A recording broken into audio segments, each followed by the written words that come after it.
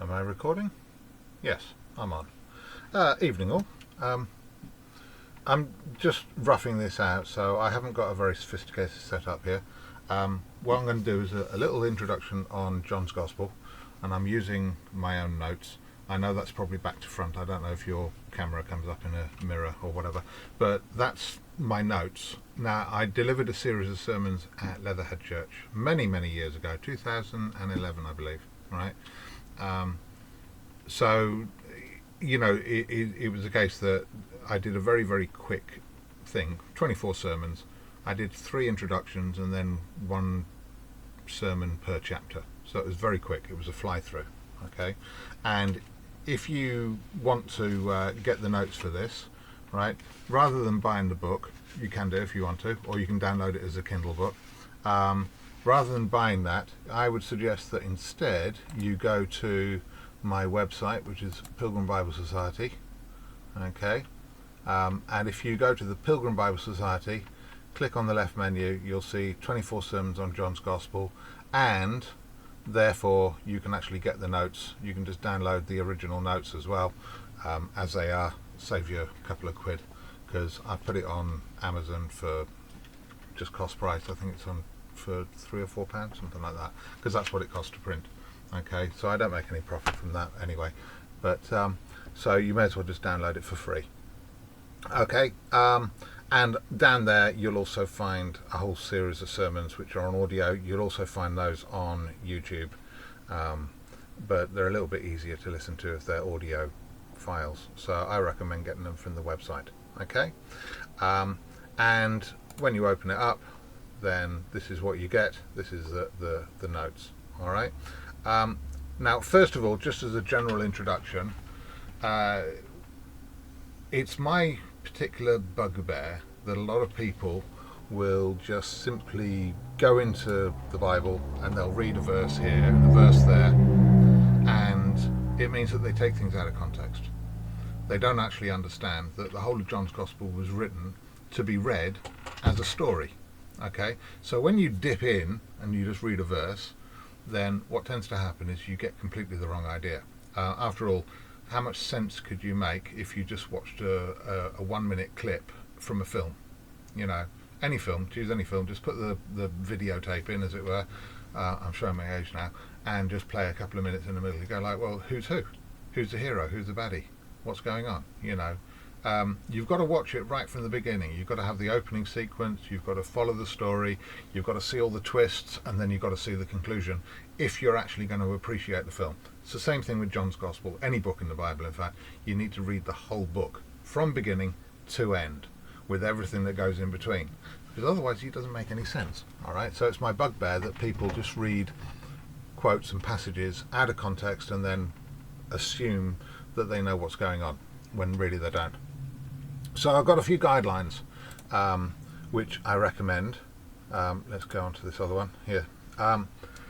So these are the bits that I suggest that you do. First of all, read the whole thing, right? So read the whole Gospel all the way through, right? Even before you follow any of my notes, all right? And as you do it, then look at it like you're a detective, okay? So sift the evidence, all right? Now, I've said that every fact is significant. There are things that you notice with John. He mentions certain things which are important. It might seem like a passing comment because he might say, oh, the Passover was near. But he says that deliberately to put you in mind of the Passover and to make you think of the Exodus, make you think of the Lamb, make you think of the festival, the feast, and so on and so forth. All right. So there are often little snippets of information which are there deliberately to make you think of certain things. Okay. The other thing is read it in its context. All right. There's a pattern to John's Gospel. This is something that people don't understand. It makes it different from Matthew, Mark, and Luke to some extent, at least. Right. Matthew, Mark, and Luke are just fairly factual. You know, first day he did this, second day he did this, third day he did this, and then he did this, and he said that, and he said the other, and then he did this, and it all ended up there, right? So it's all in chronological order. It's just a documentary, in a sense. It's a news report on the life of Jesus in Matthew, Mark, and Luke. John is a little bit different. All right, I've oversimplified Matthew, Mark, and Luke. I know they are a little bit more complex than that, but I'm just making a point. With John's Gospel, it's a sermon. It's not a historical record. It's a sermon, and he's making a point. He's proving a certain thing, and he's got an agenda. All right, so there is a progression all the way through, a theme that runs all the way through. Okay, I'm not going to say what those are just yet, but the thing is, if you don't read it in its context and read it in order and don't look for those themes, you're going to miss the point completely. All right, and to help you along the way, because John is desirous that you should actually know what it says, he has his own commentary, so he has his own explanation as to what is what and why he's said it. Okay, and each passage connects to the passage before and after. Okay, so therefore there are themes, there are certain things which crop up, and they actually go all the way through. Quite typically, if I said to you, where does John talk about being born again, everyone would say chapter 3. I, however, would actually say the full gospel, because the whole gospel is about being born again, and it runs all the way through. Also, it's about the kingdom, and it's in the kingdom in the here and now, our experience of God now. Okay, and so there are many themes which actually run all the way through, and we miss that because often we are just looking at things out of context. The themes are nearly all mentioned in the first few verses. Chapter 1, the first 18 verses, right? It mentions all sorts of things. It talks about light and darkness. It talks about man and God. It talks about grace and truth versus law and all the rest of it. Okay, there are lots and lots of themes which then emerge all the way through. So the first few verses, the first 18 verses, are like an overture. They're like a trailer, as it were. When you see a film, going back to my picture of the film, you see a trailer, and it tells you, who the main characters are, what the major conflicts are, and it leaves you guessing as to where it's going to finish. All right, so the trailer gives you a little potted version of the whole film.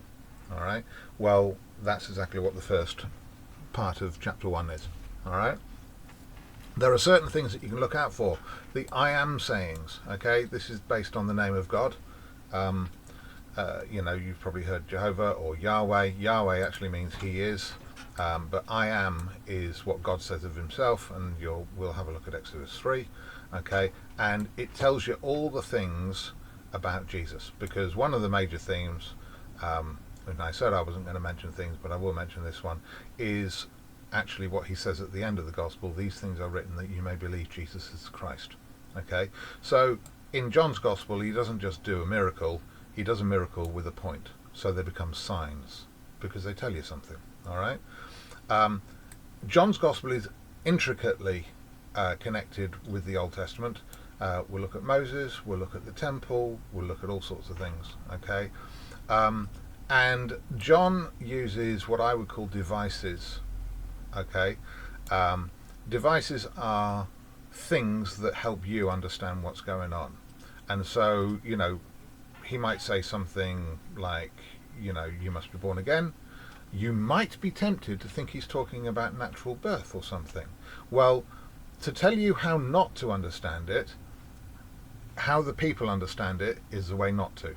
Okay, so Nicodemus immediately talks about natural birth, and that tells you that that is not the answer. It's not about natural birth. Jesus is talking about something else. When he's talking about bread, the people think he's talking about loaves and something that you get off the supermarket shelf or from the baker, and he's saying, no, that's not what I'm talking about. Okay, he's talking about something much higher, much better. Okay, and so therefore, when you've read these things, then you need to pray about it, mull it over for a while. Don't be in a rush to rush through, and have a chat with other people. That's the advantage of having a WhatsApp group. I've actually changed my views since I made these notes, so we'll talk about that as we go through. And try to find people who actually disagree with you, because that is actually how you'll learn. All right, so that's my basic preamble as to how we'll go through it. I suggest that we look at the fact that there's a structure, because there's the first dozen chapters are called the Book of Signs, and then it's the Book of Glory. They've got two different sermons there, two different purposes, which come together at the end. And then we'll talk about each chapter, chapter 1, chapter 2, 3, 4, 5, so on and so forth. All right. It would be easier to do it passage by passage, but if you do that, you'll be here for 2 years. All right. So I do recommend that you have a look at the notes if they're helpful.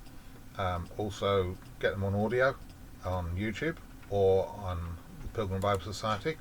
Okay, and then we'll actually go through the scriptures and actually have a look, see what they say. All right.